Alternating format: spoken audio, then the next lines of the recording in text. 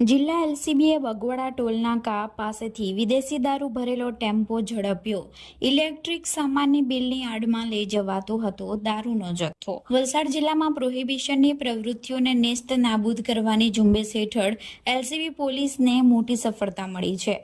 Mumbai Surat highway પર પારડીના બગવાડા ટોલનાકા પાસે watch ગોઠવી પોલીસે 26.23 લાખથી વધુની કિંમતનો મુદ્દામાલ જપ્ત કર્યો છે। એલસીબી વલસાડના સ્ટાફે ખાનગી રાહે બાતમી મળી હતી કે એક Eicher tempo number MH04LQ7208 Maharashtra તરફથી ગેરકાયદેસર દારૂ ભરી સુરત તરફ જઈ રહ્યો છે। જે બાતમીના આધારે પોલીસે ટેમ્પોને અટકાવતા ચાલક મોહમ્મદ પરવેઝે અંદર ઇલેક્ટ્રિક સામાન હોવાનું જણાવી ખોટા બિલ રજૂ કર્યા હતા।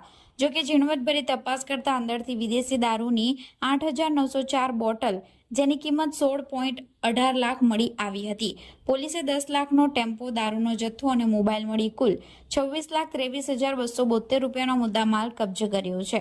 આ ગુનામાં ટેમ્પો ચાલકની ધરપકડ કરવામાં આવી છે, જ્યારે તેને દારૂ ભરી આપનાર ઉત્તર પ્રદેશના મુખ્ય આરોપી આઝાદ ઇલિયાઝને વોન્ટેડ જાહેર કરી પારડી પોલીસે આગળની તપાસ હાથ ધરી છે।